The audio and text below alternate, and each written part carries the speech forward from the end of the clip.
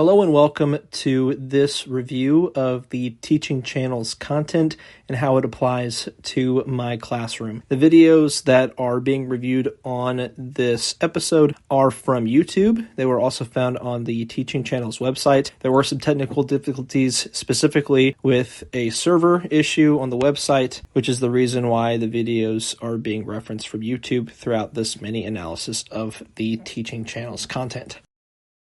We begin by explaining what differentiation is and how it applies to education. According to Reese and Runzeli, differentiated instruction combines flexible grouping of students with adjustments to the learning tasks. In some instances, whole groups instruction is the most appropriate delivery model, while in other instances, students work in small groups or individually to complete tasks that are targeted to their own levels of readiness, interests, and learning preferences.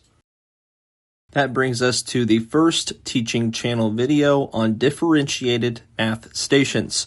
The teaching channel instructor previews how math stations allow K through 5 students to move around the room in groups so they can learn together. Students engage in varying activities, motivating them to adopt the title of mathematician. Collaboration led to improve student-student and student-teacher relationships. Instead of seeing math as just another school subject, they connect the subject as a part of their student identity. Assessment and questioning led to this embracing of math and their student identification.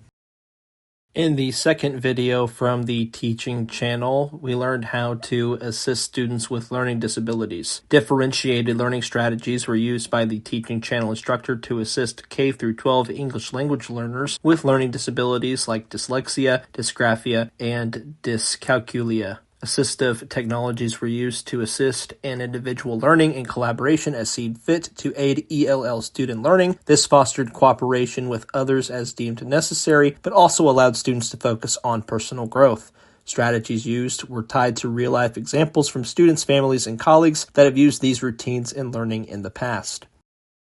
So what does this differentiated learning structure look like in a broadcasting classroom such as mine? Well, Jones & Jones say effective teachers guide students in creating cognitive maps, helping them organize their materials and thoughts about varying concepts for true learning to occur. Differentiation in my broadcasting class would look like teaching students basic filming concepts and then offering them a variety of projects to work on to master those skills. They do not have to work alone. They can collaborate with peers. Using Google Drive tools and storage could help me help the students better understand how to chunk the materials for their packages, including voiceover, B-roll, soundbites, graphics, etc., as they combine everything using WeVideo, which is a free production software for them to use that the school offers.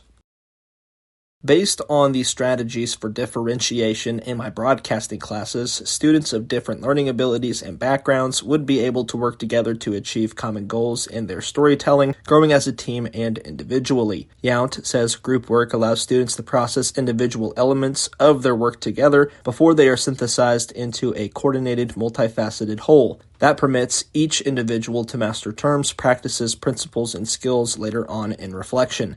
Jones & Jones add that this group training and organization makes materials more readily accessible for retention or creative use. This is how I would continue to apply differentiation to help students with differing abilities and backgrounds. In parting, I have learned that students learn best when instruction is flexible to their unique cognitive functions and given additional resources that delineate from the standard process for learning. Differentiation creates this learning variety in the classroom to accommodate to all students, not signaling out a student for their differences. My classroom has some form of differentiation involved to assist all students, but will be enhanced to offer more opportunities in the future. That concludes this presentation. Thank you for watching.